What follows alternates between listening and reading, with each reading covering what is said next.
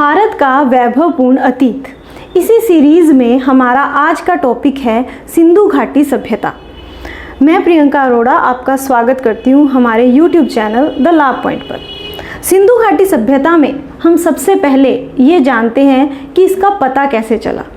1856 में जब भारत में ईस्ट इंडिया कंपनी का शासन था, उस दौरान लाहौर से कराची की तरफ पटरी बिछाने का कार्य चल रहा था।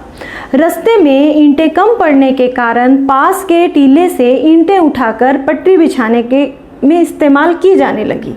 तभी बर्टन बंधुओं को यह एहसास हुआ कि ये ईंटें तत्कालीन समय की नहीं हैं, यह किसी पुरानी सभ्यता के अवशेष हो सकते हैं। उन्होंने इसकी सूचना सरकार को दी। तत्पश्चात 1861 के अंदर भारतीय पुरातत्व सर्वेक्षण विभाग की स्थापना की गई और उसके पहले निदेशक बनाए गए कनिंघम को उनका पहला निदेशक बनाया गया। उसके बाद सिस्टमैटिक रूप से पुरातत्व का कार्य शुरू कर दिया गया। उत्खनन के कार्य धीरे धीरे होते रहे, जिसके बाद 1921 में हड़प्पा नामक स्थल का उत्खनन किया गया, जिसकी खोज करने का श्रेय जाता है दयाराम साहनी को। ये जो हड़प्पा स्थल है, ये वर्तमान में पाकिस्तान के मोंटगोमरी जिले में है और रावी नदी के किनारे पर स्थित है। दूसरा जो स्थल अगले ही साल खोज लिया गया वो था मोहनजोदड़ो। 1922 के अंदर इसे खोजा गया और जो खोजने वाले व्यक्ति थे वो थे राखल दास बनर्जी। यह स्थान भी वर्तमान के अंदर पाकिस्तान में ही स्थित है और यह पाकिस्तान के लरकाना जिले में है, सिंधु नदी के तट पर स्थित है। ये दोनों स्थल सिंधु घाटी सभ्यता के बहुत महत्वपूर्ण स्थल है। पिगट नाम के इतिहासकार ने इसे सिंधु घाटी सभ्यता की जुड़वा राजधानियों की संज्ञा दी है। अब इसका नाम हम सिंधु घाटी सभ्यता भी कहते हैं और हड़प्पा सभ्यता भी कहते हैं। ऐसा क्यों है? क्योंकि सबसे पहले जो खोजा गया स्थल था वो था हड़प्पा का, इसलिए इस सभ्यता का नामकरण भी कर दिया गया हड़प्पा सभ्यता। प्रारंभ में जो इसके स्थल एक के बाद एक खोजे जा रहे थे वो सारे सिंधु नदी के तट पर थे, इसलिए इस सभ्यता को हम सिंधु घाटी सभ्यता भी कहते हैं। ये दोनों नाम इस सभ्यता के लिए प्रचलित हैं।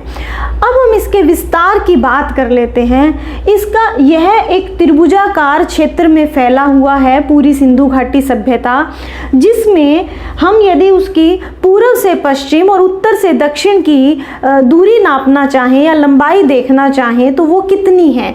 जो उत्तर से दक्षिण की ओर का विस्तार है वो 1400 किलोमीटर है और जो पूर्व से पश्चिम की ओर का विस्तार है वो 1600 किलोमीटर है। अब हम इसके चारों सबसे उत्तरी स्थल की बात करते हैं, जो है मांडा। वर्तमान में जम्मू कश्मीर के अंदर यह स्थित है। सबसे जो दक्षिणी स्थल है वो है दैमाबाद और वर्तमान में यह महाराष्ट्र के अंदर है। सबसे जो पश्चिमी स्थल है वह है सुतकांगेडोर, जो पाकिस्तान के बलूचिस्तान प्रांत में स्थित है।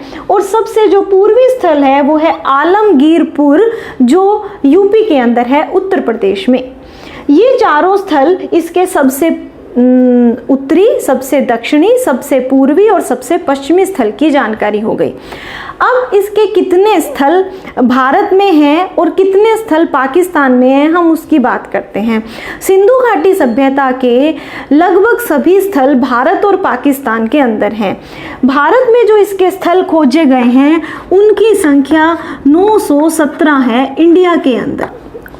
पाकिस्तान में जो इसके स्थल हैं वो हैं 481 और 2 स्थल वो हैं वो जो अफ़गानिस्तान में। इतने कुल स्थल हमारे जानकारी में अभी तक जिनका उत्खनन हो चुका है वो कुल मिलाकर इतने स्थल हैं। अब हम बात करते हैं इस त्रिभुजाकार क्षेत्र का क्षेत्रफल कितना है। इसका जो क्षेत्रफल है वो है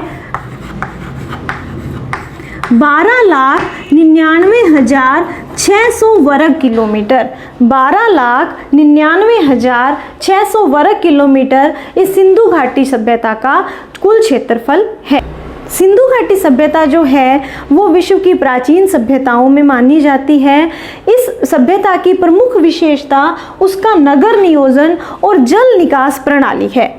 नगर नियोजन में जो सड़कें होती थी उनकी जो चौड़ाई होती थी वो 9 से 34 फीट की प्राप्त हुई हैं। जो सबसे बड़ी सड़क प्राप्त हुई है उसकी चौड़ाई 34 फीट है। इसे इतिहासकार राजमार्ग की संज्ञा देते हैं। इसके अलावा जो गलियां होती थी उनकी चौड़ाई 1 से लेकर 2.2 मीटर तक प्राप्त हुई है।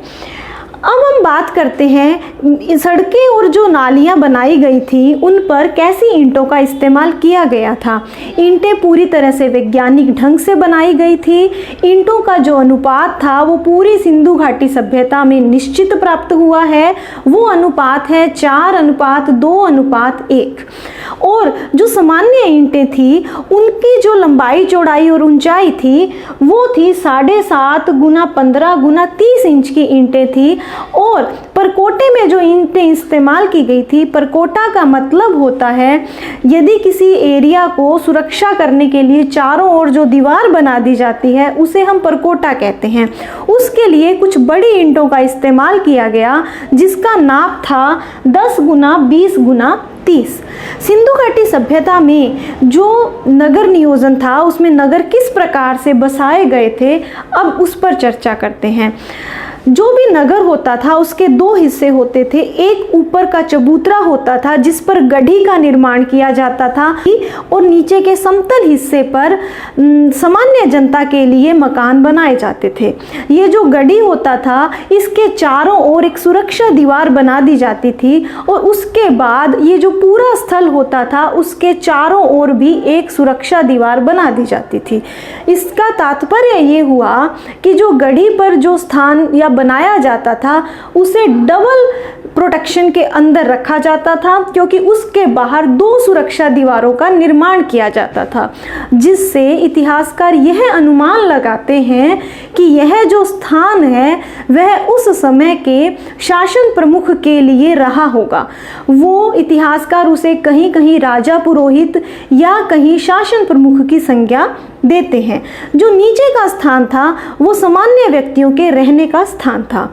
ईंटें दोनों प्रकार की इस्तेमाल होती थी, कच्ची और पक्की दोनों ईंटों का इस्तेमाल किया जाता था। सड़कें मिट्टी की बनाई जाती थी। सड़कों के किनारों पर नालियां बनाई गई थी। नालियों को ईंटों और पत्थरों से ढक दिया जाता था। जहां भी नालियां बनी होती थी उन्हें घरों की नालियों से जोड़ दिया जाता था। इन नालियों को जोड़ने के पश्चात घरों का जो अशुद्ध पानी होता था वो इन नालियों के रास्ते निकासी इसकी कर दी जाती थी। परंतु इन्हीं नालियों में कुछ कुछ दूरी पर चैम्बर बनाए होते थे जिनको शोष गर्त कह देते हैं। उनकी यदि हम अभी शक्ल देखें वो इस प्रकार से होती थी जिसमें कुछ जो कचरा होता था वो नीचे रह जाता था और पानी के फ्लो में किसी प्रकार की रुकावट नहीं आती थी। इन नालियों को पत्थरों और ईंटों से ढका जाता था और समय समय पर इन चैम्बर्स और शोष गर्त की सफाई कर दी जाती थी। जो सड़कें बनी हुई थी वो ग्रिड प्रणाली पर आधारित थी, एक दूसरे को 90 डिग्री के कोण पर काटती थी। इतिहासकार ऐसा मानते हैं कि जैसा सिंधु घाटी सभ्यता में नगर नियोजन और जल निकास प्रणाली थी, समकालीन किसी भी सभ्यता में ऐसा नहीं था। मिस्र वाले सभ्यता के लोग भी उस समय तक पक्की ईंटों का इस्तेमाल नहीं करते थे, परंतु सिंधु घाटी सभ्यता में यह तकनीक विद्यमान थी और पक्की ईंटों का इस्तेमाल किया जाता था। नालियों के संबंध में हम एक बात और कर लेते हैं। कालीबंगा जो वर्तमान में हनुमानगढ़ जिले में स्थित है, वहाँ पर खोखले तनों को नालियों के रूप में इस्तेमाल किया गया था। बड़े बड़ी भवनों का निर्माण भी इसके दौरान किया गया था। जो भी घर बनाए जाते थे उसमें 3 से लेकर 4 तक कमरे होते थे और बीच में एक आंगन होता था। प्रत्येक घर में एक कुआं होता था, स्नानागार होता था और शौचालय होता था, जिससे हम यह जान सकते हैं कि सिंधु घाटी सभ्यता के जो लोग थे वो स्वच्छता के प्रति कितने सचेत थे। मकानों की जो खिड़कियां होती थी वो बाहर की ओर खुलती थी और मकानों में जल निकास प्रणाली की पूरी तरह से व्यवस्था की गई होती थी। ईंटें जोड़ने के लिए वो क्या इस्तेमाल करते थे? ईंटें जोड़ने के लिए वो मिट्टी के गारे, चूने की मिट्टी या जिप्सम का भी इस्तेमाल उस ज़माने में किया जाता था। अगले वीडियो में हम सिंधु घाटी सभ्यता के और विशेषताओं और इसके प्रमुख स्थलों के बारे में जानेंगे। तब तक के लिए धन्यवाद। जय हिंद।